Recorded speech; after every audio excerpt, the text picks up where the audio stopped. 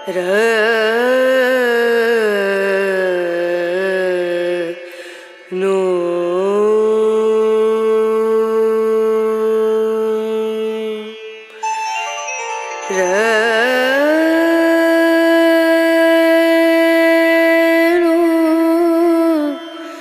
रे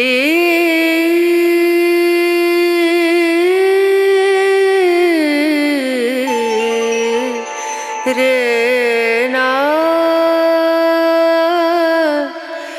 ना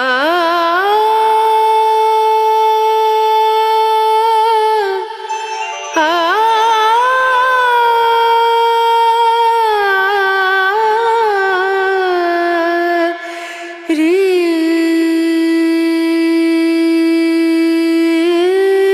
ना रे नु पिया को मना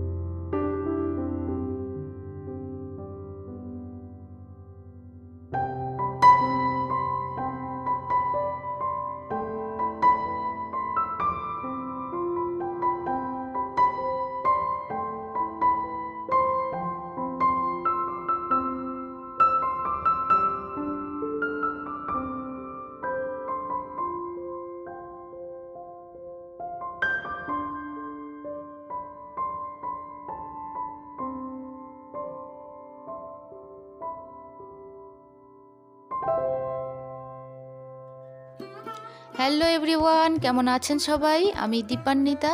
আমার আরও একটি নতুন ভিডিওতে আপনাদের সবাইকে স্বাগত জানাচ্ছি। আশা করছি আমার এই ভিডিওটি আপনারা যে যেখান থেকে দেখছেন সকলেই ভালো আছেন। আমরাও সকলে খুব ভালো আছি এবং তার সাথে আমি জানাচ্ছি যে আজকে যেহেতু রামনবমী, তাই রামনবমীর অনেক অনেক শুভেচ্ছা এবং আপনারা যারা রামনবমী করেন তাদেরকে জানাই অনেক শুভেচ্ছা এবং অভিনন্দন। আমাদের এখানে তো বিশাল বড় করে রামনবমী হয় এবং মিছিল বেরোয়। প্রায় 2-2:30টার পর থেকে আমাদের এই রাস্তাঘাট একদম চলা যায় না, কারণ রামনবমী উপলক্ষে এত মিছিল বেরোয় এবং সমস্ত বাচ্চা ছেলেমেয়েরা, বাচ্চা বলতেই 18-19 বছরের ছেলেরা এবং মেয়েরা বা যারা বাড়ির গৃহবধূ আছে তারাও যেতে পারে, জয়েন করতে পারে এই মিছিলের মধ্যে। তো জয় শ্রীরাম বলতে বলতে যখন যাই কী যে ভালো লাগে। আর যেহেতু আমার রাস্তার ধারেই বাড়ি, তাই আমি ছাদের মধ্যে দাঁড়িয়ে থাকি সমস্ত ওই বাচ্চা বাচ্চা ছেলে মেয়েগুলোকে দেখার জন্য। এবং ওদের যে মানে ওরা যে যাচ্ছে এত সুন্দর মিছিলের মধ্যে দিয়ে হেঁটে চলে বেড়াচ্ছে এবং জয় শ্রীরাম এই ধ্বনিটা দিচ্ছে, তখন খুব ভালো লাগে। আমিও মাঝে মধ্যে ভাবি জানেন, যদি জয়েন করতে পারতাম। তখন বাবু ছোট ছিল, এখন যদিও বড় হয়েছে, কিন্তু এই টাইমটা ওর পরীক্ষা, মানে পরের সপ্তাহে ওর পরীক্ষা স্টার্ট হচ্ছে। ফলে আর একটু বড় হলে আমার ইচ্ছাই আছে, আমি যদিও না যেতে পারি, আমার ছেলে ওই মিছিলের মধ্যে জয়েন করুক এবং যাক ওদের সঙ্গে। আমার ভীষণ ভালো লাগবে যে আমার ছেলে যেতে পারছে। এবং সবার মাথায় হনুমানজির ওই যে ধ্বজাটা, ওটা বাঁধা থাকে আর জয় শ্রীরাম বলে তিলক লেখা থাকে। বেশ দেখতে ভালো লাগে জানেন, রাস্তা থেকে দেখতে ভীষণ ভালো লাগে। আর বাজনা বাজিয়ে রাম ঠাকুরকে নিয়ে এত সুন্দর ঘুরতে থাকে যে কী যে ভালো লাগা, সেটা হয়তো আমি আপনাদের ভিডিওর মাধ্যমে বলছি, কিন্তু চাক্ষুষ দেখলে হয়তো খুবই ভালো লাগতো। তো যাই হোক, চলুন আজকে যেহেতু ভিডিওটা রামনবমীতেই আপনাদের কাছে আপলোড হবে, তো তাই রামনবমীর আবারও শুভেচ্ছা জানাচ্ছি। আপনাদের রামনবমীর পুজো ভীষণ ভালো কাটুক। তো চলুন, আপনারা তো দেখতেই পেলেন প্রথমে আমি ছাদ বাগানে গেছি, আর আজকে একটু রাগাস্বই গানের মধ্যে আজকের দিনটা শুরু করলাম। কারণ আমার ছেলে ভোরবেলা উঠে এই ক্লাসিক্যাল গানগুলো করতে থাকে। তো আজকে আমার মন হলো যে এইটার সঙ্গে দিলে বেশ ভোরের আবহাওয়ায় এই গানটা বা মিউজিকটা ভীষণ ভালো লাগবে। তো তাই দিলাম। আমি জানি না কেমন লাগছে মানে এই মিউজিকটা, তো আপনারা অবশ্যই জানাবেন কমেন্ট সেকশানের মাধ্যমে। আমার ভালো লাগলো তাই আমি একটু দিলাম। তো যাই হোক, তারপরে ছাদ বাগান থেকে দেখলেন বেলি ফুল তুলে নিয়ে আসলাম। আর অল্প অল্প বৃষ্টি হয়েছিল জানেন তো, সেই বৃষ্টির ফোঁটাগুলো পাতার মধ্যে সুন্দরভাবে আছে। তো সেইগুলোও আপনারা হয়তো দেখতে পেয়েছেন। আর ছাদটা একটু ভেজাই ছিল। তো সমস্ত ফুল নামিয়ে নিয়ে এসে আর বেলি ফুলের একটা মালা গেঁথে ফেললাম আমার বাবা ভোলানাথের জন্য। তো ইচ্ছা ছিল আকন্দের মালা আরও দুটো গাঁথবো, তো ফুলটা অল্প তুলে এনেছিলাম। তো যেটা বেলি ফুলের মালা গেঁথেছিলাম সেটা আমার ছোট্ট এই যে শিবলিঙ্গ যেটি, তার উপরেই পরিয়ে দিলাম। আর এই যে বড় যে মালাটা গেঁথেছিলাম আকন্দের, সেটা আমার শিব মূর্তিতে পরিয়ে দিলাম। তো আরও একটা তুলতে পারলে কি হতো, আমার লোকনাথ বাবাকে পড়াতে পারতাম। আর আজকে জানেন তো কলকে ফুলও ফুটেছে।